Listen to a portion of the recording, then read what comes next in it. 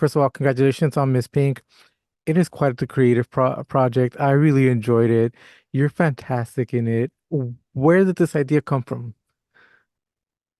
Gosh, I mean, when I was younger, I just loved, Tarantino movies, early 90s. That was really my first dive into just loving cinema and story. And it had all of it. It had the music, it had the characters, and I wanted to make that. Um, but I'm not in my early 20s anymore. So let's make something that's closer to my reality. And let's be real, I'm in my 40s, I'm a stay-at-home mom. Can I still put myself or a story into that life that we would see in Kill Bill? Yeah, why not? Make it yourself. Definitely. That was definitely very thrilling.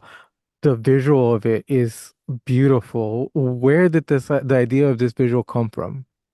So, have you ever heard of Giallo films? Yeah. Okay. So my DP is he's the technical nerd, and I'm more the story nerd. And together we make a great team. So he introduced me to this more technical style of film. And I kind of became a little bit obsessed with it and thought, how could we modernize this a bit? And then I started looking at stills and realizing it really did, with the story too, come into almost a graphic novel-like world. So how about we make a live action graphic novel? Mhm. That being said, I would have loved to have been able to push it more. And I think now with AI, I probably could, but we didn't do that. We set out to do it naturally. And so Roman Rivera, our DP, really pushed for the visual. And then my colorist, he's the one, his name's Luca. He pushed, he said, you could go further, you could go further. And he actually wanted to go further, but I kept it to where I was comfortable. I think looking at it now, I probably could have pushed it more. Um, but I'm happy where we landed. Definitely. And your character goes through quite the interesting arc in that first episode. Is there plans to see more of her personal life as you get th going through the series? Absolutely. I have an 8 episode arc sort of already written out, and this first installation is really just an introduction to the world that we've created and a little hint at who these characters are. We further learn that her mother was involved in this group as assassins. We learn that there are things stirring on the home front that aren't so good, and maybe Miss Pink is the one that needs to have a change and to make the change in this the group of assassins. So yeah, we see a lot of who she is and who she wants to be, and this coming together of these two worlds. This who she is. I was fascinated by the fact that she has a day job that is nothing close to as exciting as her the life she wants to have. How is it writing that contrast? How do you create that balance to where it's not too much of a boring home life? I saw this. What was I watching? It was a documentary or just a show about people's jobs, and it fascinated me. There was one woman, and it's like she worked at an assembly plant, let's just say, and her job was putting on bolt XYZ, and that's all she did all day. And that was precisely the question they asked, like, how can you do this? And she said, I go home and my life is chaos. I have like 6 kids. I have a husband I'm dealing with.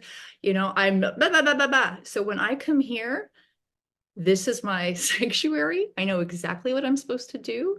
Um, and I find peace in this. And that resonated with me. Like, if you have something that is so insane, you need a balance. So if she's going to be going out at night doing all these crazy things, she'll need a little something calmer.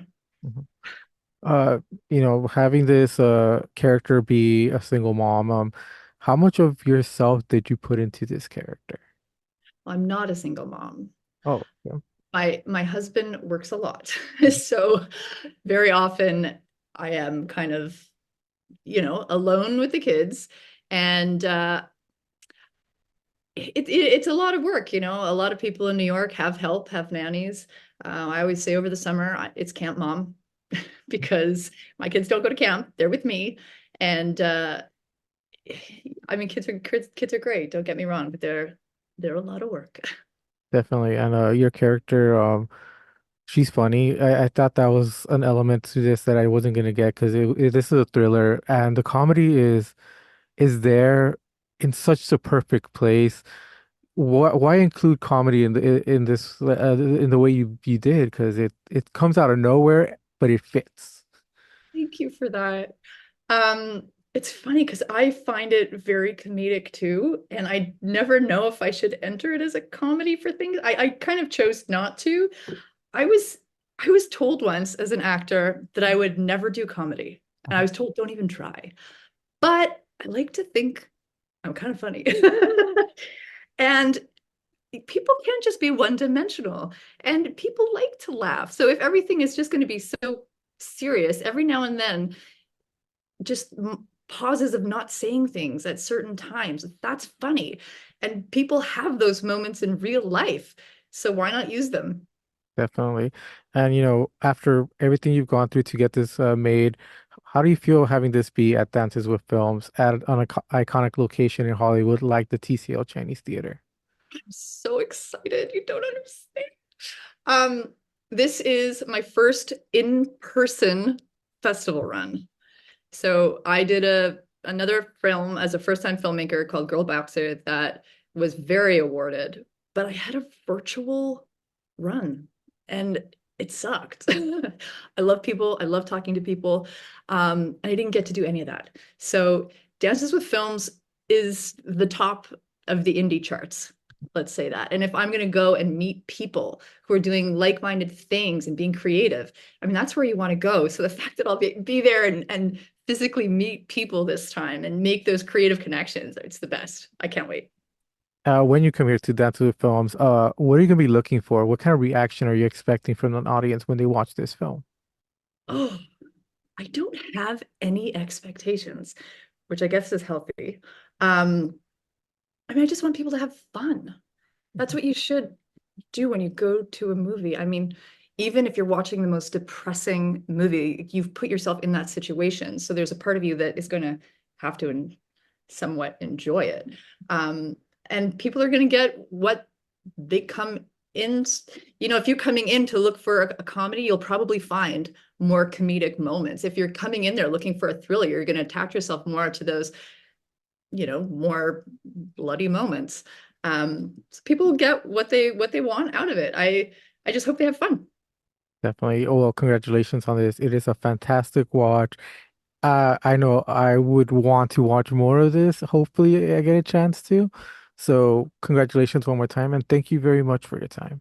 Thank you so much.